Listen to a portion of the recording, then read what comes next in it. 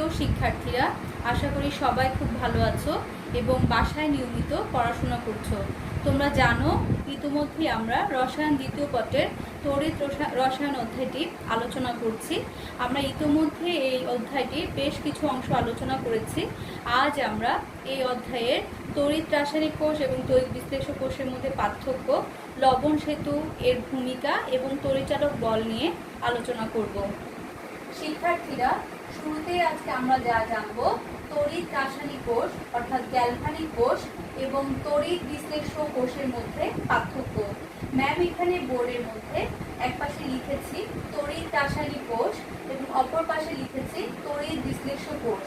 আমরা শুরুতেই যে পার্থক্যগুলো করব বা পার্থক্য আছে এখানে, ম্যাম প্রথমে সংজ্ঞা দিয়ে পার্থক্যটা করব। এর দুটি কোষের মধ্যে বেশ কিছু পার্থক্য আছে।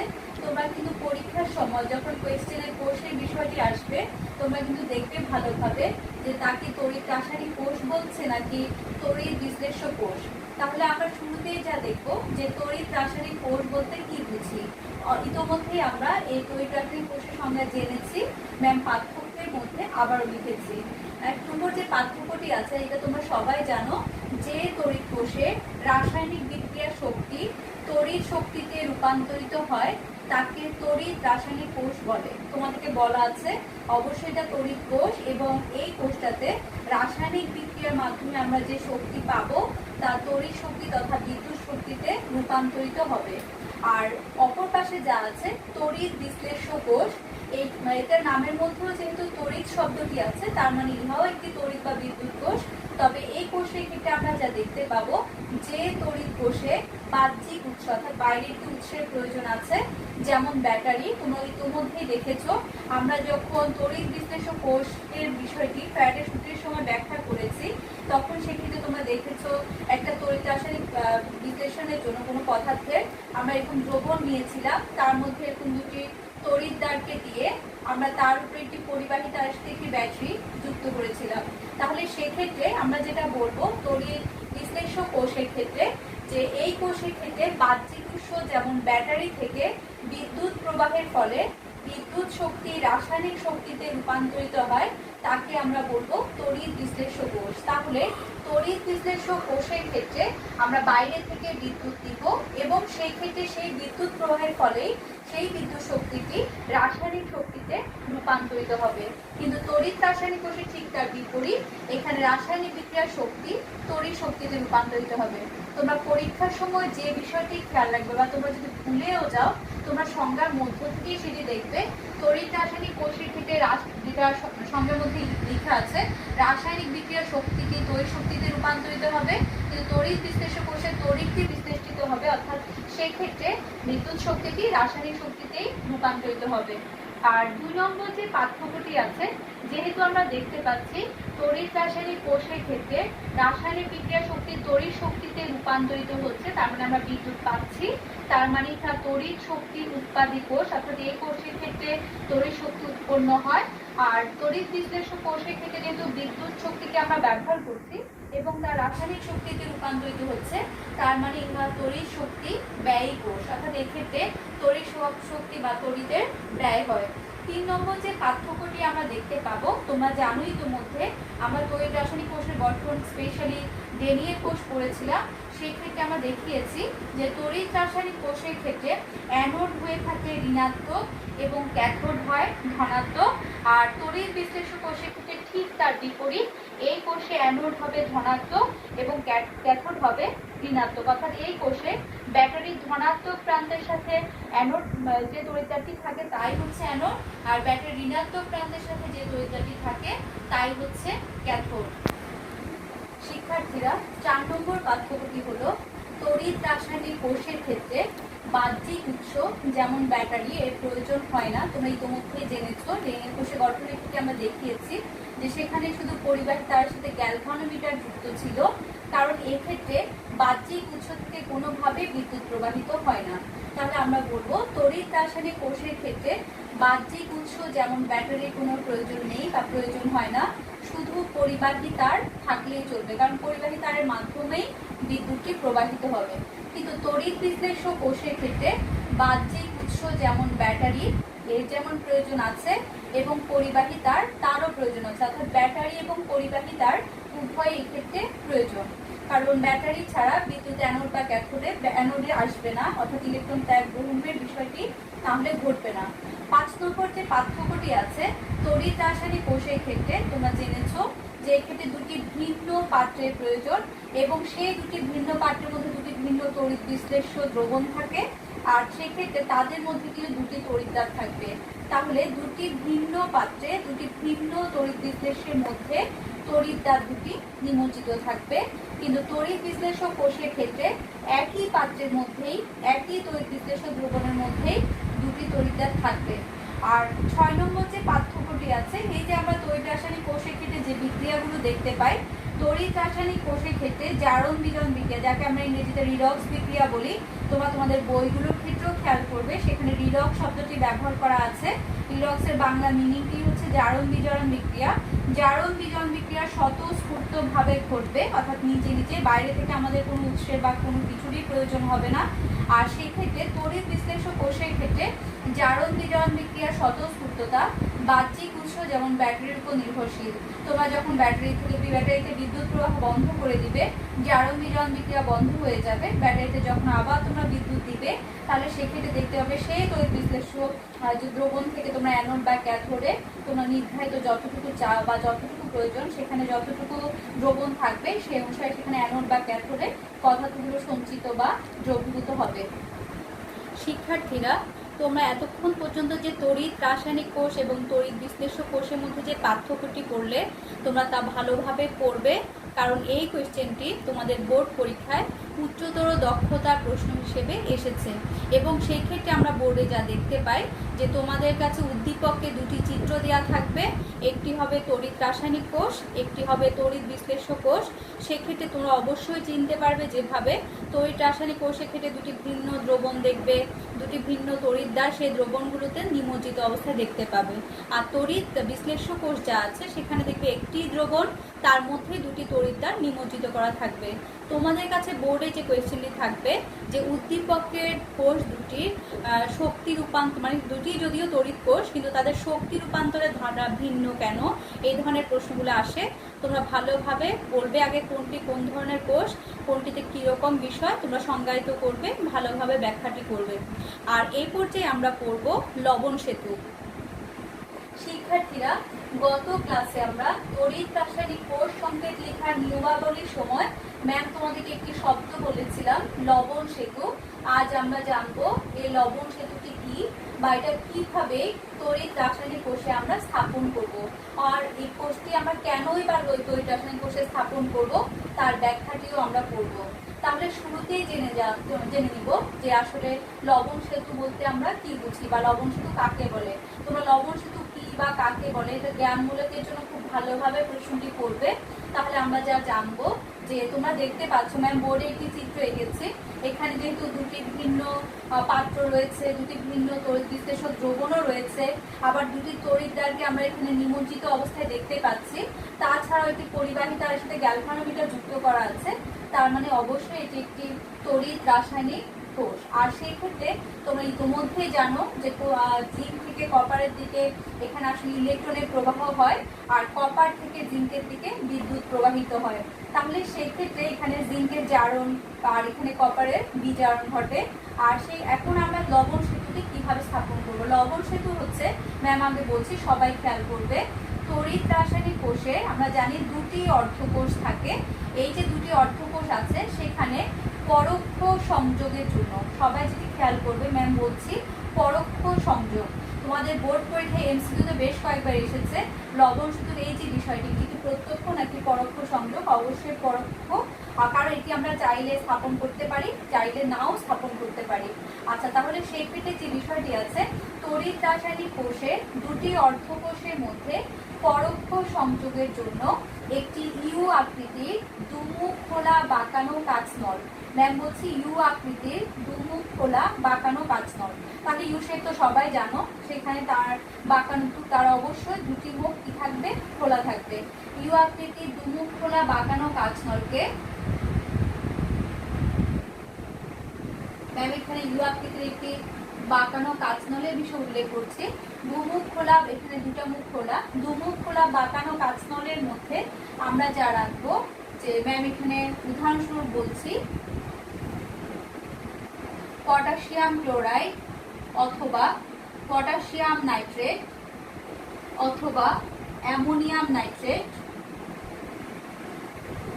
ইত্যাদি এর সম্পৃক্ত দ্রবণ রেখে, অলরেডি তোমরা তোমাদের রসায়ন প্রথম পত্রে দ্রাব্যতা গুণফল পড়েছো, সেখানে তোমরা দ্রবণের মধ্যে সম্পৃক্ত, অসম্পৃক্ত, অতিপৃক্ত বা অতি সম্পৃক্ত দ্রবণের কথা তোমরা জানো।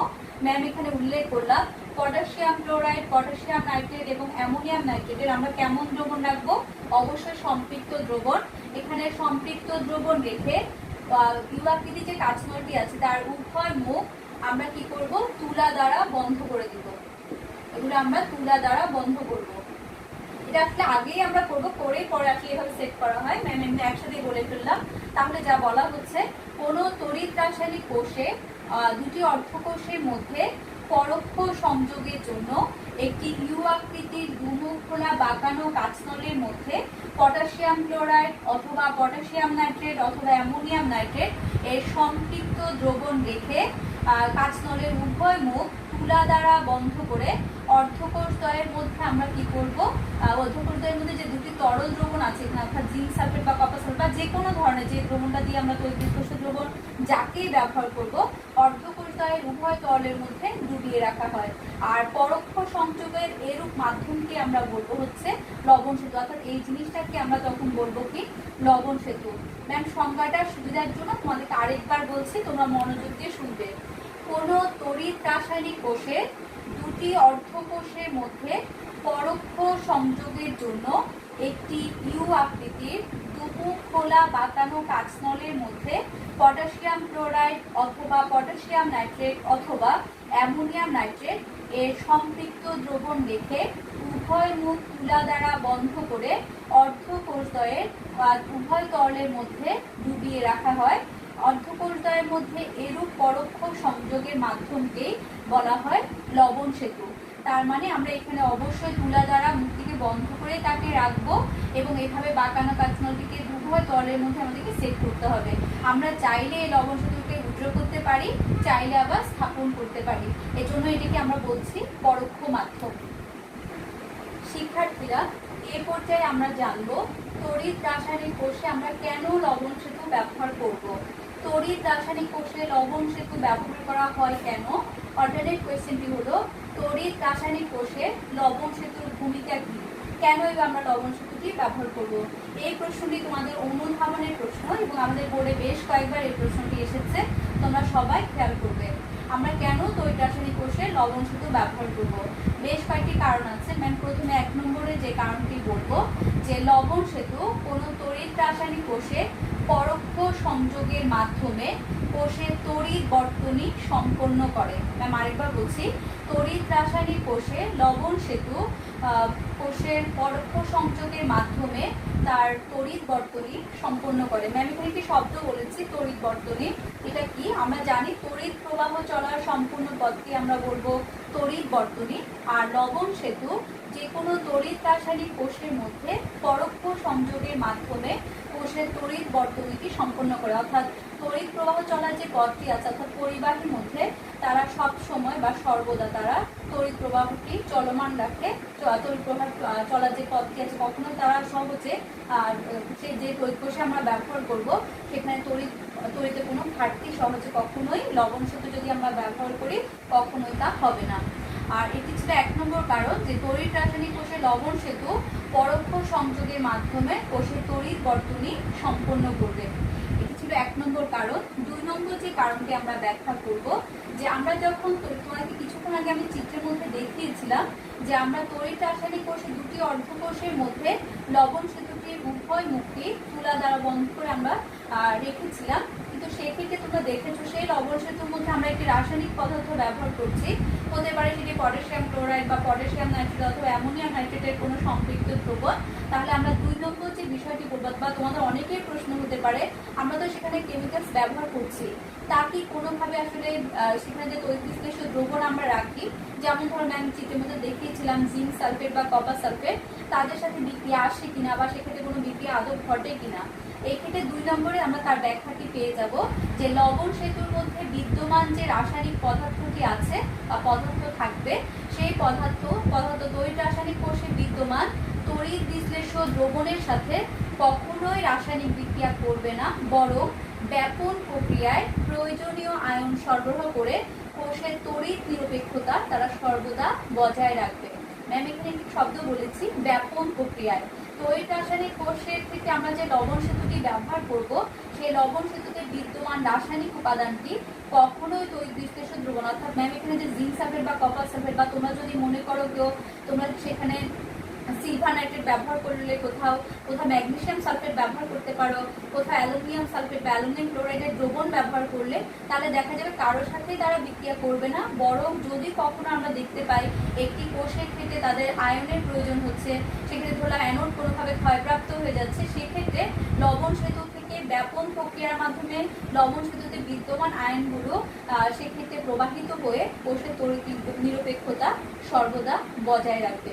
তাহলে 1 নম্বরে আমরা পড়েছিলাম যে লবণ সেতু তড়িৎ রাসায়নিক কোষের পরোক্ষ সংযোগের মাধ্যমে কোষের তড়িৎ বর্তনী সম্পন্ন করে। 2 নম্বরে আমরা যা পড়লাম যে লবণ সেতুতে বিদ্যমান রাসায়নিক পদার্থটি তড়িৎ বিশ্লেষ্য দ্রবণের সাথে কোনো রাসায়নিক বিক্রিয়া করবে না, বরং ব্যাপন প্রক্রিয়ার মাধ্যমে প্রয়োজনীয় আয়ন সরবরাহ করে কোষের তড়িৎ নিরপেক্ষতা বজায় রাখবে। তোমরা এখানে যে বিষয়টি খেয়াল করবে এমসিকিউর জন্য, এক্ষেত্রে ব্যাপন প্রক্রিয়া এই বিষয়টি পরীক্ষায় তোমাদের বোর্ড পরীক্ষা এমসিকিউতে এসেছে, তোমরা ভালোভাবে খেয়াল করবে। এ পর্যায়ে আমরা পড়ব 3 নম্বর কারণ, যে কেন আমরা আসলে লবণ সেতুটি ব্যবহার করছি। যদি কোনো কারণে তড়িৎ রাসায়নিক কোষে ধনাত্মক আয়নের পরিমাণ বৃদ্ধি পায়, ঠিক আছে ম্যাম বলছি, যদি কোনো কারণে তড়িৎ রাসায়নিক কোষে ধনাত্মক আয়নের পরিমাণ বৃদ্ধি পায়, যেমন তোমরা দেখেছো আমরা যে ডেনিয়েল কোষে দেখিয়েছিলাম যে জিঙ্ক তা 2টি ইলেকট্রন ত্যাগ করে জিঙ্ক আয়ন রূপে আসছে, জিঙ্ক 2+, ধরে নিলাম কোনোভাবে অ্যানোডের যে পরিমাণ অ্যানোড থেকে ইলেকট্রন ত্যাগ হচ্ছে, ক্যাথোড কর্তৃক সেভাবে ইলেকট্রনগুলো গৃহীত হচ্ছে না, তাহলে সেক্ষেত্রে আমরা ধরে নিচ্ছি যে কোনোভাবে অ্যানোডের যে কাজটি হচ্ছে, যে অ্যানোডের ধনাত্মক আয়নের পরিমাণটি বেড়ে গেল, তাহলে লবণ সেতু থেকে ঋণাত্মক আয়নের সরবরাহ ঘটবে। অর্থাৎ আমি যদি এখানে পটাশিয়াম ক্লোরাইডের কথা বলি, যে আমি লবণ সেতুতে তা ব্যবহার করলাম ধরে নিচ্ছি, তাহলে তাতে বিদ্যমান পটাশিয়াম ক্লোরাইডটি পটাশিয়াম আয়ন এবং ক্লোরাইড আয়ন রূপে থাকবে, সেখান থেকে ক্লোরাইড আয়নের সরবরাহটি ঘটবে। আবার যদি কোনোভাবে আমরা দেখতে পাই ক্যাথোডের ক্ষেত্রে, বা আমরা ক্যাথোডের যে দ্রবণটি দেখি ডেনিয়েল কোষের ক্ষেত্রে কপার 2+ আয়ন, যে তার পরিমাণটি কোনোভাবে কি হলো যে হ্রাস পেয়ে গেল, হ্যাঁ, তাহলে সেই ক্ষেত্রে যদি কখনো ক্যাথোডে ধনাত্মক আয়নের পরিমাণটি হ্রাস পেয়ে যায়, অর্থাৎ কপার 2+ আয়নের পরিমাণ, তবে লবণ সেতু থেকে যেহেতু ধনাত্মক আয়ন এখানে কমে গেল, লবণ সেতু থেকে তখন ধনাত্মক আয়নের পরিমাণটি ব্যাপন প্রক্রিয়ার মাধ্যমে আসবে এবং কোষের তড়িৎ নিরপেক্ষতা বজায় রাখবে, অর্থাৎ সবসময় আয়নের সমতাটা তারা বজায় রাখবে। এখন অনেকের প্রশ্ন হতে পারে, আমি 4 নম্বরে সেই ব্যাখ্যাটি করবো। ধরলাম আমরা লবণ সেতু ব্যবহারই করলাম না, তাতে অসুবিধাটা কোথায়? অলরেডি তোমরা আশা করি বুঝেছো যে আমরা যদি কখনো তড়িৎ রাসায়নিক কোষে লবণ সেতু ব্যবহার না করি, তবে দেখো এই যে অ্যানোডে কখনো হ্রাস পাচ্ছে বা ক্যাথোডে বৃদ্ধি পাচ্ছে, বা অ্যানোডে বৃদ্ধি পাচ্ছে ক্যাথোডে হ্রাস পেয়ে যাচ্ছে, এই ধরনের যে বিষয়গুলো আছে, তখন দেখা যাবে যদি আমরা লবণ সেতু ব্যবহার না করি, তবে প্রয়োজনীয় আয়নের অভাবে কোষের তড়িৎ প্রবাহটা বন্ধ হয়ে যাবে, সেক্ষেত্রে আমরা সেই কোষ থেকে কোনোভাবে আর বিদ্যুৎ পাবো না। কিন্তু যদি আমরা লবণ সেতু দেই, তবে সেক্ষেত্রে যখনই কোষে আয়নের অভাব দেখা দিবে বা আয়নের প্রয়োজন হবে, তখনই লবণ সেতু থেকে প্রয়োজনীয় আয়নগুলো সরবরাহ হয়ে কোষের মধ্যে বিদ্যুৎ প্রবাহটা সর্বদা চলমান রাখবে। এটাই হলো তড়িৎ রাসায়নিক কোষে লবণ সেতুর ভূমিকা। শিক্ষার্থীরা, এই পর্যায়ে আমরা জানবো একক তড়িৎদ্বার বিভব কাকে বলে। তোমরা অলরেডি জেনেছো যে তড়িৎ রাসায়নিক কোষে রাসায়নিক বিক্রিয়ার শক্তি তড়িৎ শক্তিতে রূপান্তরিত হয়, অর্থাৎ আমরা এই কোষ থেকে বিদ্যুৎ পেয়ে থাকি। তাহলে সেক্ষেত্রে আমরা শুরুতেই যা জানবো একক তড়িৎদ্বার বিভব। যেহেতু তড়িৎ রাসায়নিক কোষে 2টি অর্ধকোষ রয়েছে এবং প্রতিটি অর্ধকোষ বলতে আমরা বুঝি একটি তড়িৎদ্বার এবং তার সাথে একটি তড়িৎ বিশ্লেষ্য দ্রবণ। যেমন সেক্ষেত্রে আমি যদি একটি অর্ধকোষের কথা কনসিডার করি, যেমন তোমরা জানো 2টি দুটি অর্ধকোষ থাকে, তাহলে সেই ক্ষেত্রে আমরা যদি একটি অর্ধকোষ কনসিডার করি, অর্থাৎ তার মধ্যে একটি তড়িৎ বিশ্লেষ্য দ্রবণ থাকবে, একটি তড়িৎদ্বার থাকবে, তাহলে সংজ্ঞাতে যেটি বলা আছে কোনো তড়িৎ রাসায়নিক কোষে প্রতিটি তড়িৎদ্বারের, তার মানে এখানে যেহেতু দুটি তড়িৎদ্বার থাকে তাহলে প্রতিটি মানে একটা করে আমরা তড়িৎদ্বার যদি কনসিডার করি, প্রতিটি তড়িৎদ্বারের পৃষ্ঠতলে যে নির্দিষ্ট বৈদ্যুতিক বিভবের সৃষ্টি হয় তাকে আমরা বলবো একক তড়িৎদ্বার বিভব। কোনো তড়িৎ রাসায়নিক কোষে তো দুটি তড়িৎদ্বার থাকবে, তার মধ্যে প্রতিটা তড়িৎদ্বার এটা তো যেমন হবে এখানেও ঠিক তেমনি হবে, প্রতিটি তড়িৎদ্বারের পৃষ্ঠতলে যে নির্দিষ্ট বৈদ্যুতিক বিভবের সৃষ্টি হবে তাকে আমরা বলবো একক তড়িৎদ্বার বিভব। আর এই ক্ষেত্রে তোমরা সংজ্ঞাটি করবে ভালোভাবে। ম্যাম এখানে আরেকটি কথা তোমাদেরকে উল্লেখ করবো, যেমন ধরো আমি তোমাদেরকে বারবার জিঙ্ক কপারের কথা বলছি, আমরা আজকে অন্যটা দিয়েও বলতে পারবো, ম্যাম আমাকে এক শুরুতেই বলি। যেমন ধরো আমরা জিঙ্ক যেহেতু সুপরিচিত বা তোমরা নবম দশম শ্রেণীতে পড়েছো সেই অর্থেই বলা, যেমন ধরো আমরা যদি বলি জিঙ্ক এবং কপার এই দুজনের সাপেক্ষে কিন্তু জিঙ্কের অবস্থান যেহেতু উপরে, জিঙ্কের জারণ হয়, কপারের বিজারণ হয়, তাহলে সেক্ষেত্রে তোমাদেরকে একটি বিষয় অবশ্যই যেটি খেয়াল রাখতে হবে, আমরা যখন একক তড়িৎদ্বার বিভবের বিষয়টি বলবো, আমরা যেহেতু যত ধরনের পদার্থ ব্যবহার করব প্রত্যেকটি পদার্থের ক্ষেত্রেই যে সেই পদার্থটি কখনো সে অ্যানোড হিসেবে ব্যবহৃত হতে পারে, কখনো সে ক্যাথোড হিসেবে ব্যবহৃত হবে, এটি নির্ভর করছে তার সক্রিয়তার উপরে। যেমন এখানে জিঙ্ক এবং কপারের মধ্যে জিঙ্ক অ্যানোড হিসেবে ব্যবহৃত হচ্ছে কারণ তার অবস্থান উপরে, কিন্তু ম্যাম যদি এখন জিঙ্কের সাথে সোডিয়ামকে ব্যবহার করি, অবশ্যই সোডিয়ামের অবস্থান উপরে বিধায় সোডিয়ামের জারণ হবে, জিঙ্কে হবে বিজারণ, অর্থাৎ জিঙ্ক কিন্তু তখন ক্যাথোড হিসেবে ব্যবহৃত হতে হবে। তাহলে সেক্ষেত্রে এই কথাটি বলার কারণ হচ্ছে প্রতিটি তড়িৎদ্বারের ক্ষেত্রে সে বিভব উৎপন্ন করবে, সে হোক অ্যানোডে হোক ক্যাথোডে, কিন্তু সেই ক্ষেত্রে সে অ্যানোডে যে পরিমাণ বিভব উৎপন্ন করবে অর্থাৎ তার জারণ হিসেবে সে যে পরিমাণ বিভব পাবে, বিজারণের ক্ষেত্রেও একই পরিমাণ বিভবই সে উৎপন্ন করবে, তবে চিহ্ন হবে বিপরীত। যেমন ধরো জিঙ্কের জারণ বিভবের মান হচ্ছে +0.76 ভোল্ট, তোমরা জানো বিভবের একক হচ্ছে ভোল্ট, তাহলে সেক্ষেত্রে জিঙ্কের ক্ষেত্রে জিঙ্ক যখন অ্যানোড হিসেবে সে ব্যবহৃত হবে তখন তার জারণ ঘটে, অ্যানোডের সর্বদা জারণ হয়, এবং সেক্ষেত্রে তার জারণ বিভবের মান হচ্ছে +0.76 ভোল্ট। কিন্তু আমরা যদি কোনোভাবে দেখতে পাই জিঙ্ক ক্যাথোড হিসেবে ব্যবহৃত হচ্ছে, তখনও কিন্তু তার বিভবের মান হবে 0.76 ভোল্ট, কিন্তু তখন সেটি কিন্তু আর প্লাস হিসেবে থাকবে না, তখন তার মানটি হবে মাইনাস। অর্থাৎ একটি তড়িৎদ্বার সে হোক অ্যানোড হিসেবে হোক ক্যাথোড হিসেবে, তখন তার কিন্তু বিভবের মানটি সর্বদা একই রকম থাকবে, কিন্তু তার অ্যানোডে যে মানটি আমরা দেখব ধনাত্মক থাকলে ক্যাথোডে তার ঋণাত্মক হবে, অ্যানোডে যদি ঋণাত্মক থাকে ক্যাথোডে গিয়ে তা ধনাত্মক হবে। যেমন কপারের ক্ষেত্রে তার জারণ বিভবের মানটি কিন্তু -0.34 ভোল্ট, তাহলে আমরা যদি বলি তার বিজারণ বিভবের মান অর্থাৎ সে ক্যাথোড হিসেবে যখন থাকবে তখন সেই ক্ষেত্রে তখন তার বিভবের মানটি কত হবে, তোমরা অবশ্যই বলবে +0.34 ভোল্ট। এটি যে কোনো তড়িৎদ্বারের ক্ষেত্রে প্রযোজ্য। প্রিয় শিক্ষার্থীরা, এই পর্যায়ে আমরা জানবো প্রমাণ তড়িৎদ্বার বিভব কাকে বলে। তোমরা কিন্তু কিছুক্ষণ আগে একক তড়িৎদ্বার বিভব যা পড়ালাম এবং প্রমাণ তড়িৎদ্বার বিভব, এগুলো জ্ঞানমূলকের জন্য ভালোভাবে পড়বে, এগুলো আমাদের বোর্ড পরীক্ষায় জ্ঞানমূলক প্রশ্ন হিসেবে আসে।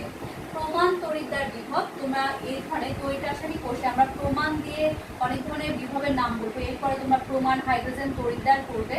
যখনই তোমরা দেখবে প্রমাণ শব্দটি আছে কোনো বিভব বা তড়িৎদ্বার বিভবের নামের আগে, প্রমাণ শব্দটি যদি দেখতে পাও তবে অবশ্যই সংজ্ঞায়িত করার সময় বা ব্যাখ্যা করার সময় তোমাদেরকে 3টি শর্ত পালন করতে হবে। সবাই কিন্তু এটি খেয়াল করবে, এমসিকিউ তো লাগবে তোমাদের। এটি প্রমাণ শব্দটি থাকলে তোমরা 3টি শর্ত পালন করবে। সেই 3টা শর্ত কি কি ম্যাম অলরেডি লিখেছি। 1 নম্বরে আছে যে আমরা যখন প্রমাণ তড়িৎদ্বার বিভব বা প্রমাণ শব্দটি দেখবো, সেক্ষেত্রে আমরা যে তড়িৎ রাসায়নিক কোষের আলোকে তা ব্যাখ্যা করব, সেই তড়িৎ রাসায়নিক কোষের মধ্যে যে তড়িৎ বিশ্লেষ্য দ্রবণ আমরা ব্যবহার করব, উক্ত দ্রবণের ঘনমাত্রা হতে হবে 1 মোলার। তোমরা কিন্তু অলরেডি 1 মোলারের বিষয়গুলো পরিমাণগত রসায়নে পড়েছো। দ্রবণের ঘনমাত্রা 1 মোলার হতে হবে। 2 নম্বর যে বৈশিষ্ট্যটি আছে, অবশ্যই সেক্ষেত্রে সেই তড়িৎ রাসায়নিক কোষটিকে তাপমাত্রা হতে হবে 25 ডিগ্রি সেলসিয়াস বা 298 কেলভিন। তোমরা সেলসিয়াস স্কেল থেকে কেলভিন স্কেলে নিবে। তাপমাত্রা হতে হবে 25 ডিগ্রি সেলসিয়াস বা 298 কেলভিন। এবং 3 নম্বর যে শর্তটি, যে যদি সেখানে আমরা কোনো গ্যাসীয় তড়িৎদ্বারের বিষয় উল্লেখ করি, অর্থাৎ হাইড্রোজেন তড়িৎদ্বারের কথাই যদি উল্লেখ করি, হাইড্রোজেন গ্যাস, তবে অবশ্যই সে হাইড্রোজেন গ্যাসকে 1 অ্যাটমসফিয়ার চাপে তা সরবরাহ করতে হবে। গ্যাসীয় তড়িৎদ্বার হলেই কেবলমাত্র আমরা 3 নম্বর শর্তটি পালন করব, কিন্তু বাকি সকল ক্ষেত্রে আমাদেরকে এই দুটি শর্ত পালন করতেই হবে। আর গ্যাসীয় তড়িৎদ্বারের ক্ষেত্রে গ্যাস অবশ্যই 1 অ্যাটমসফিয়ার চাপে সরবরাহ করবো তো আছে, আবার এই দুটি শর্তের বিষয়েও তোমাদেরকে খেয়াল রাখতে হবে। তাহলে আমাদেরকে সংজ্ঞায়িত করার সময় আমরা যখন প্রমাণ তড়িৎদ্বার বিভবটি ব্যাখ্যা করব অবশ্যই এই 3টি শর্ত পালন করব।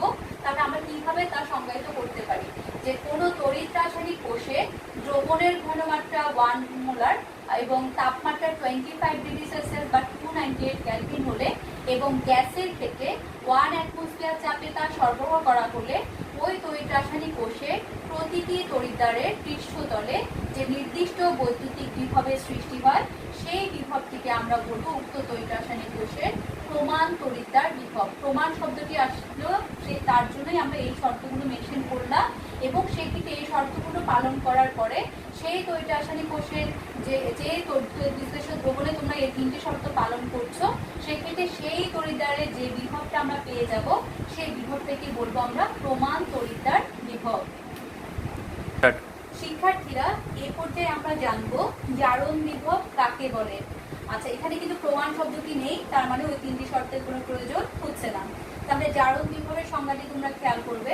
জারণ বিভব আমরা বলবো যে কোনো তড়িৎ রাসায়নিক কোষের যে তড়িৎদ্বারে জারণ ঘটে তাকে অ্যানোড বলে, আর অ্যানোডে জারণ ক্রিয়ার ফলে সৃষ্ট বিভবকে জারণ বিভব বলে।